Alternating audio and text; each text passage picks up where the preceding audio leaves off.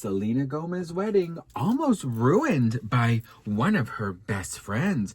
We got to talk about this and more, but before we get into it, hello, my name is Sebastian and I spill pop culture tea videos every single day. So if you're looking for a new messy bestie, you have found me. You guys, the whole vibe on my channel is pop culture, messy bestie, FaceTime, keeping each other company, and of course, from my very sparkly closet, I am so grateful and thankful to be here with you all and ready to spill this tea, girl, because you guys, first of all, can I just say, Selena Gomez's wedding was something out of a storybook. I mean, it's giving like, someday my prince will come. Like, are you kidding me? How amazing the dresses. Can we talk about the dresses?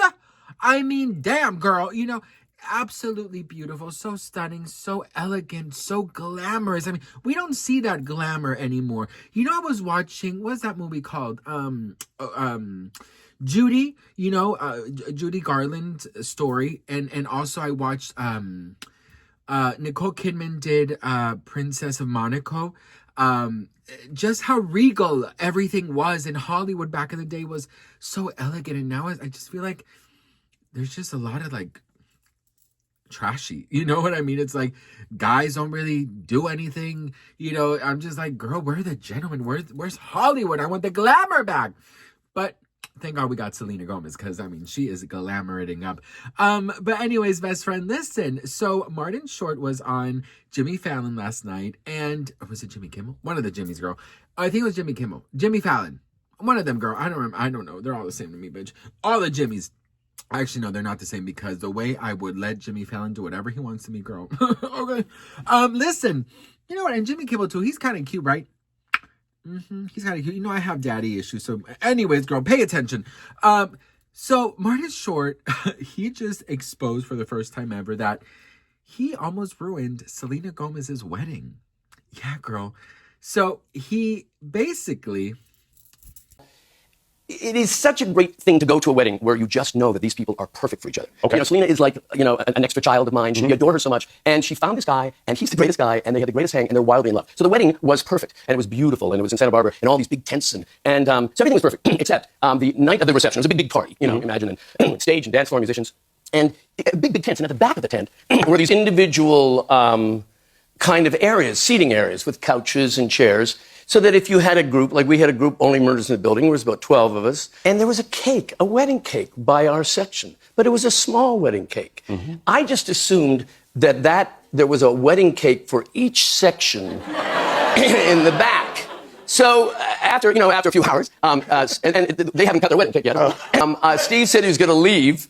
And I said, oh, wait, maybe I'd had a cocktail, I don't know.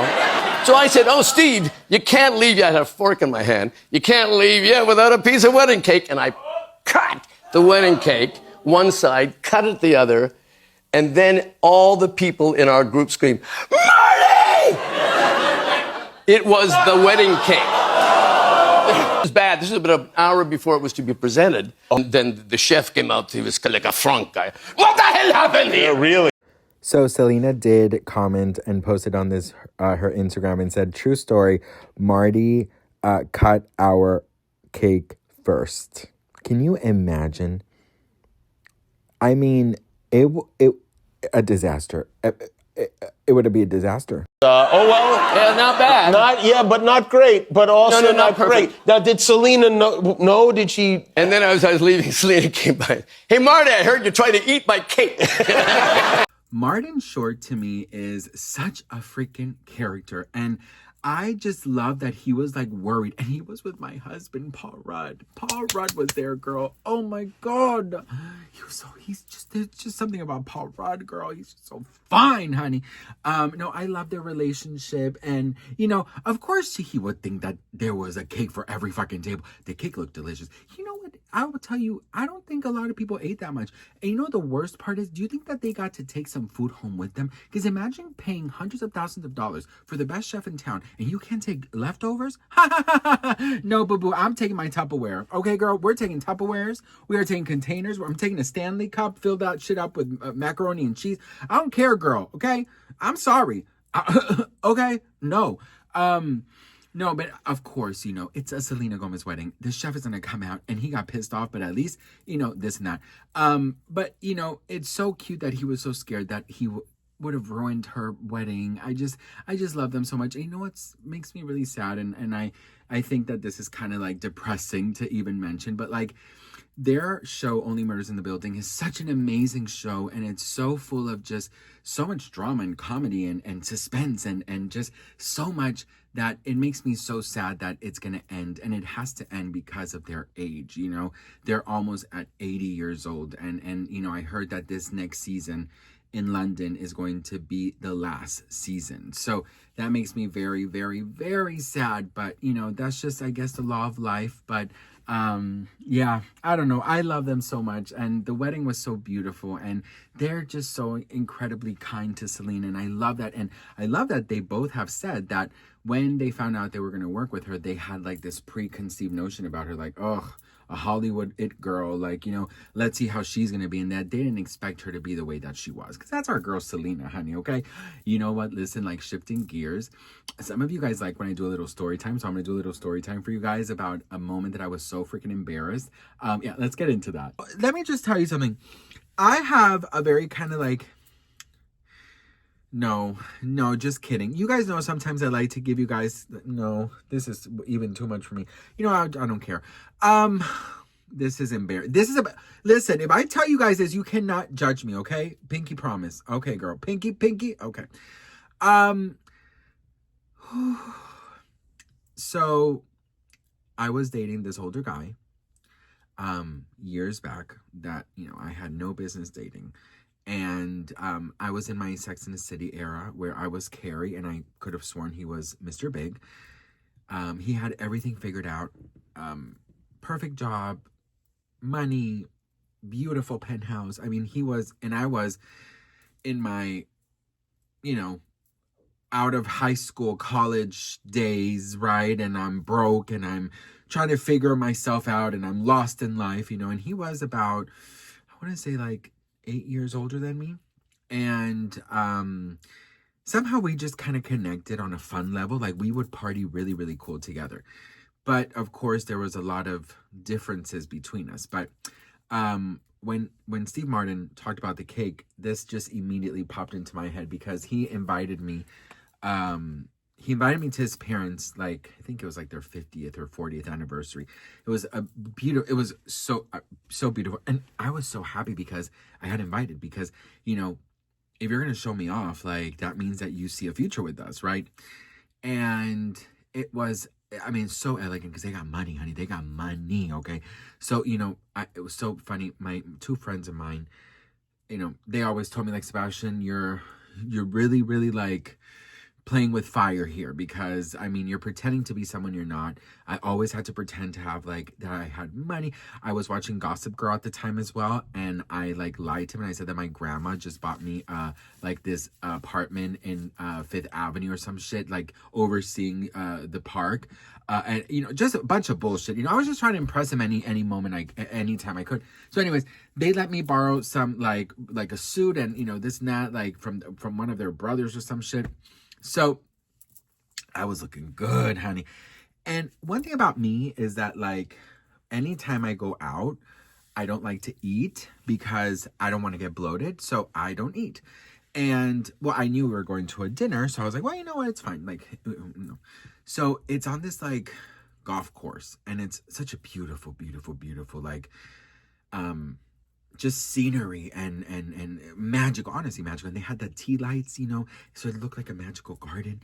And like the outside was open for people and the inside was where the dinner was going to be. So the idea was to do like a welcome drink and then like a speech, and then they had to like present each other with some gifts or whatever, and then dinner.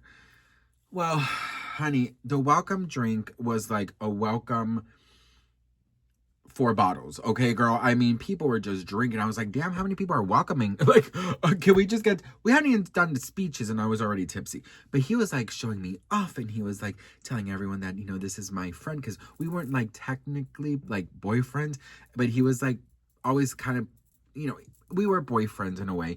But he was like, this is my friend. Hopefully soon, you know, a little more than a friend, you know, like kind of like that. We're just like dating, whatever. Anywho, this friend, your messy best friend, because you have to claim me. Well, I got very tipsy. I mean, this welcome drink lasted so long. When they were doing their speeches, they started organizing the food, and I can smell it from the kitchen. You know, the kitchen, we can smell it. And we were outside, in like the outside area. So they were kind of setting up the dinner inside. The kitchen was, also, mind you, there is like, huge windows that go into like the dining area. So everyone is outside. It's a beautiful night, blah, blah, blah. And of course you can see inside, but then the kitchen is closed off by some like curtains or whatever. And so I was getting very, very tipsy, and like, I just needed to eat something. So I was like, excuse me, I'm just gonna go to the restroom really quickly. He's like, okay. So they're setting up like the table, and they're putting out the things from, it's like a buffet style. So they're setting everything up, blah, blah, blah. Everyone is outside laughing. And so I'm walking to the bathroom, and I see all the food, and I'm just like, oh my God. And it just looks so good. And I said, and I'm already like walking like this a little bit. I'm like, damn, bitch, what the fuck is going to happen to me? So I was like, so I found somebody who spoke Spanish, right? Because this was in Europe. And I was like, hola, tengo hambre, I'm hungry. And he's like, oh my God, yeah, we're gonna serve soon, this and that. And I was like, I said, he was the sous chef. And he was like, oh, you're going to love this, and you're going to love that, and you're going to love this. And this is this, and that, this. He was like explaining everything to me. I think he thought I was like someone important there. And then he's like, oh, do you want like a plate? You know, and you can like taste everything. I was like, yes. So he's like, okay, yeah, just serve yourself. Don't worry. He was called in the kitchen. So I'm just like serving myself. I'm serving myself in this plate, and I'm just like grabbing a bit of everything. And I mean, the plate wasn't like this. It was like just a cute little plate. I'm grabbing, and I'm eating, and I'm doing a little dance, and I'm eating everything, girl. And I grab a little bit more, and I grab a little bit more, and I'm eating. I'm shoving a fucking dinner roll in my mouth. Next thing you know, best friend, I hear the words, dinner is served. Everybody is walking in. And I'm just like this.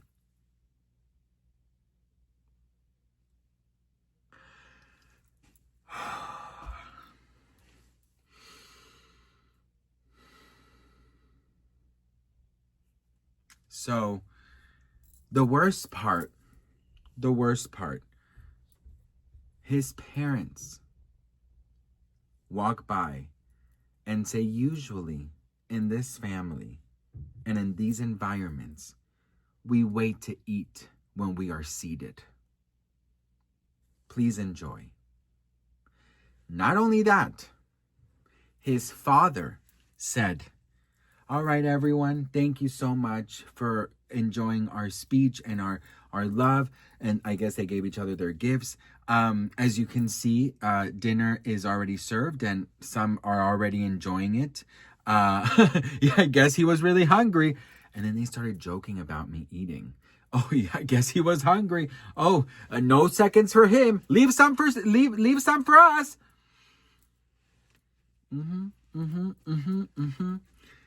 And I was already drunk, so I was mortified. But the worst part was he told me, you know, I sat down and everyone is like laughing because now I'm like the one who stole the food, or, you know, leave some for us, some of us, you know, this, not, anyways.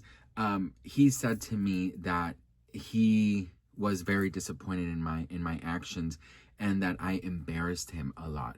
And the rest of the night, he never introduced me like he did in the earlier, like, oh, it's a friend that hopefully there'll be more. No, it's my friend. Oh, it's a friend. Yeah, the hungry one. Yeah, the one that ate. Yeah, the one that got seconds. Yeah, the one that got thirds.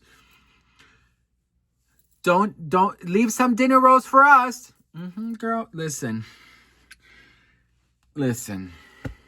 It just is what it is, girl. Okay, he ended up ghosting me, not because of that, but because of the burger situation, you know, and then I had diarrhea.